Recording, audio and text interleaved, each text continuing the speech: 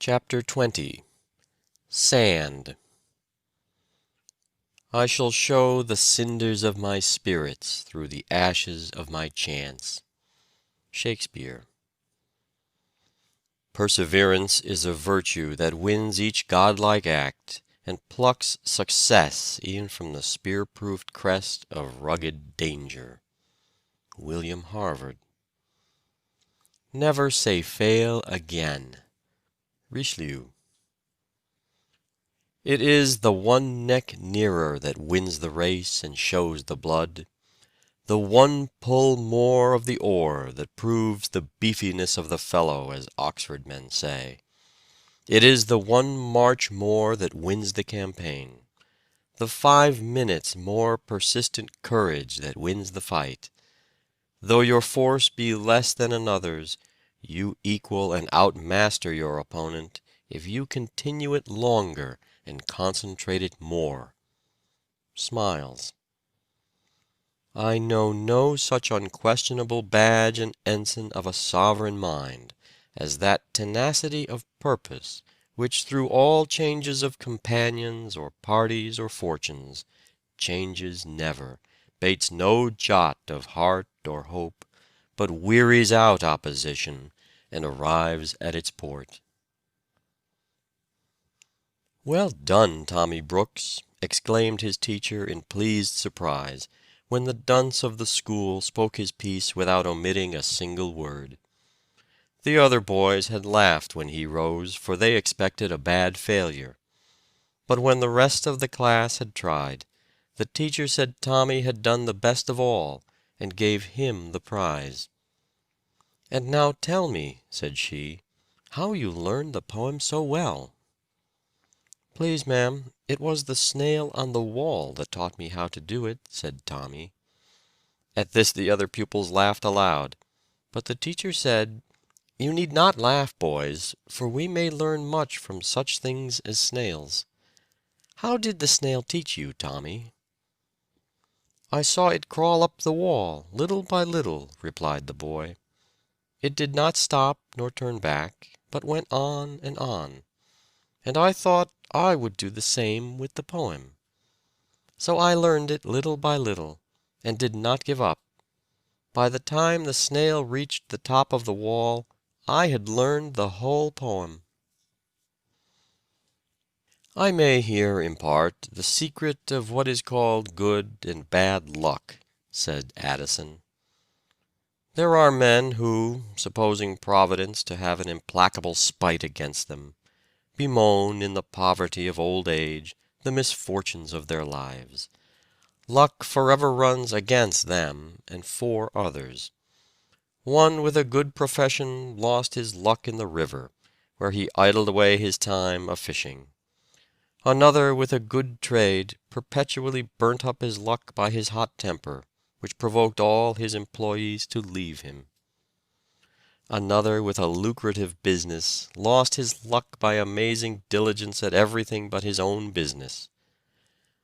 Another who steadily followed his trade, as steadily followed the bottle. Another who was honest and constant to his work, erred by his perpetual misjudgment. He lacked discretion. Hundreds lose their luck by indulging sanguine expectations, by trusting fraudulent men, and by dishonest gains. A man never has good luck who has a bad wife. I never knew an early rising, hard working, prudent man, careful of his earnings and strictly honest, who complained of his bad luck. A good character, good habits, and iron industry are impregnable to the assaults of the ill luck that fools are dreaming of.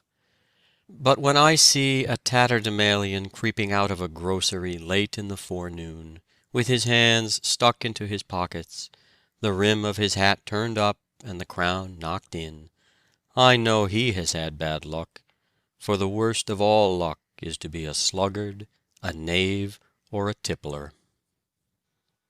"You have a difficult subject," said Anthony Trollope at Niagara Falls to an artist who had attempted to draw the spray of the waters. "All subjects are difficult," was the reply, "to a man who desires to do well." "But yours, I fear, is impossible," said Trollope. "You have no right to say so, till I have finished my picture," protested the artist. "Tell Louisa to stick to her teaching. She can never succeed as a writer." When her father delivered the rejected manuscript of a story sent to James T. Fields, editor of the Atlantic Monthly, with the above message, Miss Alcott said, "Tell him I will succeed as a writer, and some day I shall write for the Atlantic." Not long after, she sent an article to the Atlantic and received a check for $50. With the money, she said, she bought a second-hand carpet for the parlor, a bonnet for her sister, shoes and stockings for herself. Her father was calling upon Longfellow some time after this, when Longfellow took the Atlantic and said, "I want to read to you Emerson's fine poem upon Thoreau's flute." Mr. Alcott interrupted him with delight and said, "My daughter Louisa wrote that." "Men talk as if victory were something fortunate," says Emerson. "Work is victory. Wherever work is done, victory is obtained. There is no chance and no blanks. You want but one verdict. If you have your own, you are secure of the rest. But if witnesses are wanted, witnesses are near." "Young gentlemen," says Francis Wayland, "remember that nothing can stand day's work." Alexander the Great exclaimed to his soldiers, disaffected after a long campaign, "Go home, and tell them that you left Alexander to conquer the world alone." "We discount only our own bills, and not those of private persons," said the cashier of the Bank of England, when a large bill was drawn by Anselm Rothschild of Frankfurt, on Nathan Rothschild of London. "Private persons!" exclaimed Nathan, when told of the cashier's remark. "I will make these gentlemen see what sort of private persons we are." 3 weeks later he presented a £5 note at the bank at the opening of the office. The teller counted out 5 sovereigns, looking surprised that Baron Rothschild should have troubled himself about such a trifle. The Baron examined the coins one by one, weighing them in the balance, as he said the law gave him the right to do, put them into a little canvas bag, and offered a second, and then a third, fourth, 50th, 1000th note. When a bag was full, he handed it to a clerk in waiting, and proceeded to fill another. In 7 hours he had changed £21,000, and with 9 employees of his house similarly engaged, had occupied the tellers so busily in changing $1,050,000 worth of notes that no one else could receive attention. The bankers laughed, but the next morning Rothschild appeared with his 9 clerks and several drays to carry away the gold, remarking, "These gentlemen refuse to pay my bills. I have sworn not to keep theirs. They can pay at their leisure, only I notify them that I have enough to employ them for 2 months." The smiles faded from the features of the bank officials as they thought of a draft of $55,000,000 in gold which they did not hold. Next morning notice was given in the newspapers that the Bank of England would pay Rothschild's bills as well as its own. "Well," said Barnum to a friend in 1841, "I am going to buy the American Museum." "Buy it!" exclaimed the astonished friend, who knew that the showman had not a dollar. "What do you intend buying it with?" "Brass," was the prompt reply, "for silver and gold have I none." Everyone interested in public entertainments in New York knew Barnum, and knew the condition of his pocket.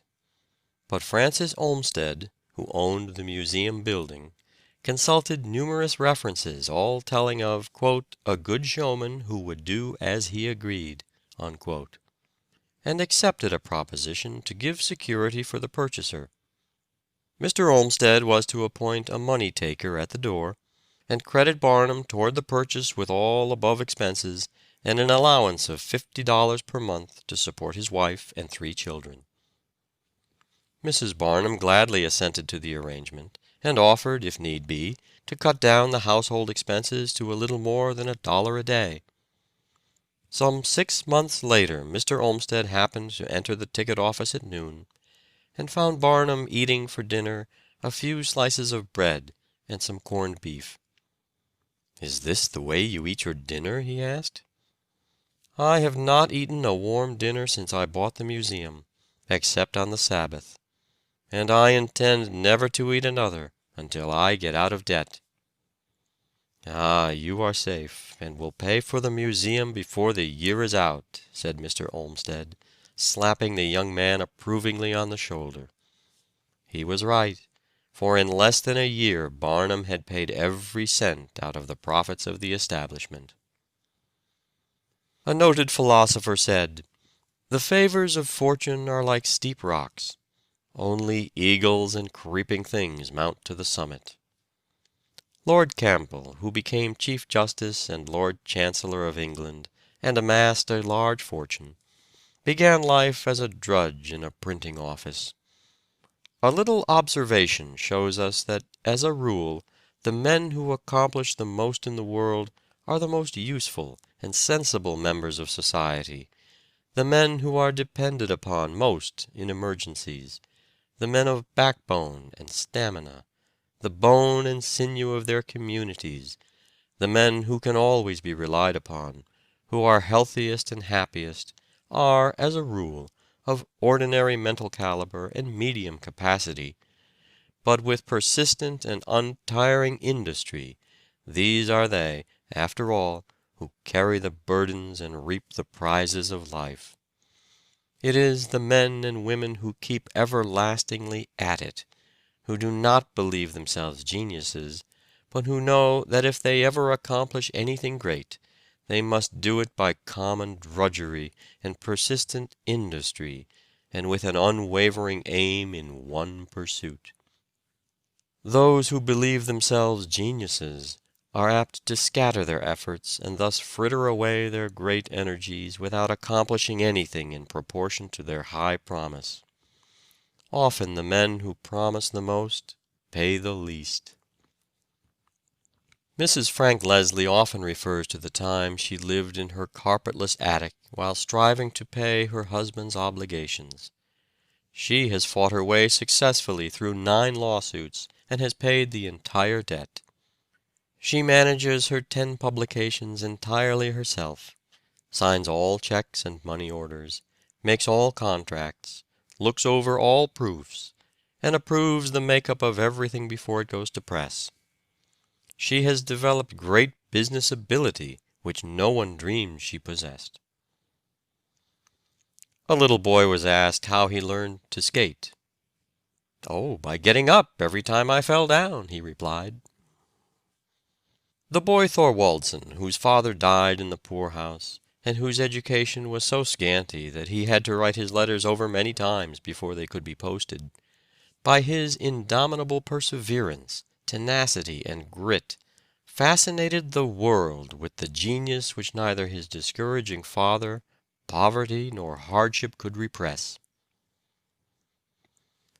"It is all very well," said Charles J. Fox, "to tell me that a young man has distinguished himself by a brilliant first speech. He may go on, or he may be satisfied with his first triumph. But show me a man who has not succeeded at first, and nevertheless has gone on, and I will back that young man to do better than most of those who have succeeded at the first trial." It was the last 3 days of the first voyage of Columbus that told. All his years of struggle and study would have availed nothing if he had yielded to the mutiny. It was all in those 3 days. But what days! Often defeated in battle, said Macaulay of Alexander the Great, he was always successful in war.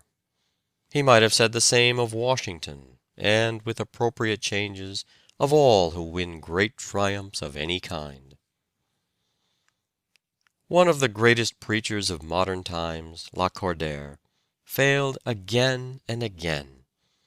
Everybody said he would never make a preacher, but he was determined to succeed, and in 2 years from his humiliating failures he was preaching in Notre Dame to immense congregations. Orange Judd was a remarkable example of success through grit. He earned corn by working for farmers, carried it on his back to mill, brought back the meal to his room, cooked it himself, milked cows for his pint of milk per day, and lived on mush and milk for months together. He worked his way through Wesleyan University and took a 3 years postgraduate course at Yale. Oh, the triumphs of this indomitable spirit of the conqueror! This it was that enabled Franklin to dine on a small loaf in the printing office with a book in his hand. It helped Locke to live on bread and water in a Dutch garret. It enabled Gideon Lee to go barefoot in the snow, half-starved and thinly clad. It sustained Lincoln and Garfield on their hard journeys from the log cabin to the White House. The very reputation of being strong-willed, plucky, and indefatigable is of priceless value. It often cows enemies, and dispels at the start opposition to one's undertakings which would otherwise be formidable. When you get into a tight place and everything goes against you, till it seems as if you could not hold on a minute longer, said Harriet Beecher Stowe, never give up then, for that's just the place and time that the tide'll turn. Never despair, says Burke, but if you do, work on in despair. Once, when Marshal Ney was going into battle, looking down at his knees which were smiting together, he said, "You may well shake. You would shake worse yet if you knew where I am going to take you." "Go it, William," an old boxer was overheard saying to himself in the midst of a fight. "At him again. Never say die." A striking incident is related of the early experience of George Law, who in his day was one of the most conspicuous financiers and capitalists of New York City. When he was a young man, he went to New York, poor and friendless.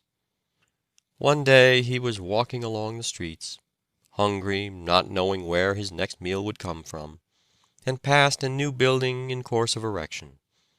Through some accident one of the hod carriers fell from the structure and dropped dead at his feet. Young Law, in his desperation, applied for the job to take the dead man's place, and the place was given him. He went to work, and this was how one of the wealthiest and shrewdest New York businessmen got his start. See young Disraeli, sprung from a hated and persecuted race, without opportunity, pushing his way up through the middle classes, up through the upper classes, until he stands self-poised upon the topmost round of political and social power. Scoffed, ridiculed, rebuffed, hissed from the House of Commons, he simply says, "The time will come when you will hear me." The time did come, and the boy with no chance swayed the scepter of England for a quarter of a century. If impossibilities ever exist, popularly speaking, they ought to have been found somewhere between the birth and the death of Kitto, that deaf pauper and master of Oriental learning. But Kitto did not find them there. In the presence of his decision and imperial energy, they melted away. Kitto begged his father to take him out of the poorhouse, even if he had to subsist like the Hottentots. He told him that he would sell his books and pawn his handkerchief, by which he thought he could raise about 12 shillings. he said he could live upon blackberries, nuts, and field turnips, and was willing to sleep on a hayrick. Here was real grit. What were impossibilities to such a resolute will? Patrick Henry voiced that decision which characterized the great men of the Revolution when he said, "Is life so dear, or peace so sweet, as to be purchased at the price of chains and slavery? Forbid it, Almighty God! I know not what course others may take, but as for me, give me liberty or give me death."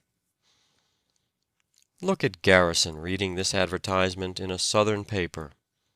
$5,000 will be paid for the head of W.L. Garrison by the governor of Georgia. Behold him again. A broadcloth mob is leading him through the streets of Boston by a rope.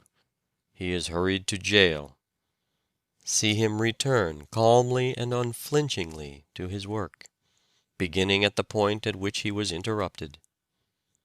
Note this heading in The Liberator, the type of which he set himself in an attic on State Street in Boston. "I am in earnest. I will not equivocate. I will not excuse. I will not retreat a single inch. And I will be heard." Was Garrison heard? Ask a race set free largely by his efforts. Even the gallows erected in front of his own door did not daunt him. He held the ear of an unwilling world with that burning word, freedom, which was destined never to cease its vibrations until it had breathed its sweet secret to the last slave. At a time when abolitionists were dangerously unpopular, a crowd of brawny Cape Cod fishermen had made such riotous demonstrations that all the speakers announced, except Stephen Foster and Lucy Stone, had fled from an open-air platform. "You had better run, Stephen," said she. "They are coming." "But who will take care of you?" asked Foster. "This gentleman will take care of me," she replied, calmly laying her hand within the arm of a burly rioter with a club, who had just sprung upon the platform. "What did you say?" stammered the astonished rowdy, as he looked at the little woman. "Yes, I'll take care of you, and no one shall touch a hair of your head." With this, he forced a way for her through the crowd, and at her earnest request, placed her upon a stump, and stood guard with his club while she delivered an address so effective that the audience offered no further violence, and even took up a collection of $20 to repay Mr. Foster for the damage his clothes had received when the riot was at its height. "Luck is ever waiting for something to turn up," says Cobden. "Labor, with keen eyes and strong will turn up something. Luck lies in bed and wishes the postman would bring him the news of a legacy. Labor turns out at 6 o'clock, and with busy pen or ringing hammer lays the foundation of a competence. Luck whines. Labor whistles. Luck relies on chance. Labor on character. There is no luck, for all practical purposes, to him who is not striving, and whose senses are not all eagerly attent. What are called accidental discoveries are almost invariably made by those who are looking for something. A man incurs about as much risk of being struck by lightning as by accidental luck. There is perhaps an element of luck in the amount of success which crowns the efforts of different men, but even here it will usually be found that the sagacity with which the efforts are directed and the energy with which they are prosecuted measure pretty accurately the luck contained in the results achieved. Apparent exceptions will be found to relate almost wholly to single undertakings, while in the long run the rule will hold good. Two pearl divers, equally expert, dive together and work with equal energy. One brings up a pearl, while the other returns empty-handed. But let both persevere, and at the end of 5, 10, or 20 years, it will be found that they succeeded almost in exact proportion to their skill and industry. Lincoln, being asked by an anxious visitor what he would do after 3 or 4 years if the rebellion was not subdued, replied, "Oh, there is no alternative but to keep pegging away." "It is in me, and it shall come out," said Sheridan, when told that he would never make an orator, as he had failed in his first speech in Parliament. He became known as one of the foremost orators of his day. It takes great courage to fight a lost cause when there is no hope even of victory. To contest every inch of ground with as much persistency and enthusiasm as if we were assured of victory, this is true courage. The world admires the man who never flinches from unexpected difficulties, who calmly, patiently, and courageously grapples with his fate, who dies, if need be, at his post. President Chadbourne put grit in place of his lost lung, and worked 35 years after his funeral had been planned. Henry Fawcett put grit in place of eyesight, and became the greatest Postmaster General England ever had. Prescott also put grit in place of eyesight and became one of America's greatest historians. Francis Parkman put grit in place of health and eyesight, and became the greatest historian of America in his line. Thousands of men have put grit in place of health, eyes, ears, hands, legs, and yet have achieved marvelous success. Indeed, most of the great things of the world have been accomplished by grit and pluck. You cannot keep a man down who has these qualities. He will make stepping stones out of his stumbling blocks, and lift himself to success.